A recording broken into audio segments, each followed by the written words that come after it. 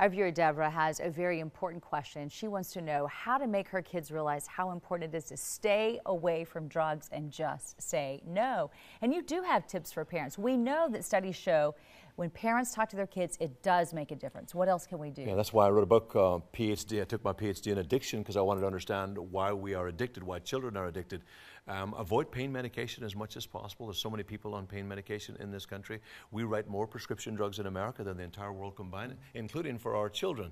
So we need to be mindful. Parents, we need to be mindful of the approach we take with our children. Many children now are on multiple medications for different mental health illness. We have to really be aware. We need to be aware of who our children hang out with. That's really important. And we also need to take our children to clinics where people have done cocaine and heroin to show how their life has ended up. We need to take them to the prison system, to the juvenile prison system, to see how children have ended up who are misdirected. Is it really possible to do that?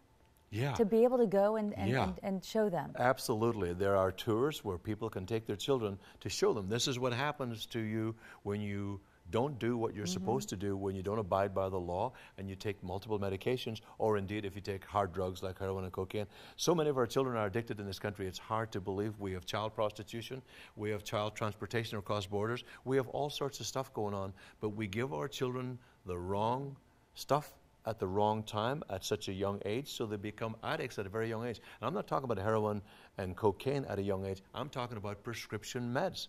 So we have a real issue in this country because we're writing too many prescriptions and we're not teaching our children about the natural approach to health. And once they get hooked at a young age, they get hooked for life if they don't find a way out. Okay, so talk more be about mindful, natural ways to take care of educate problems. yourself, and be aware of who they're hanging out with. All right, good information.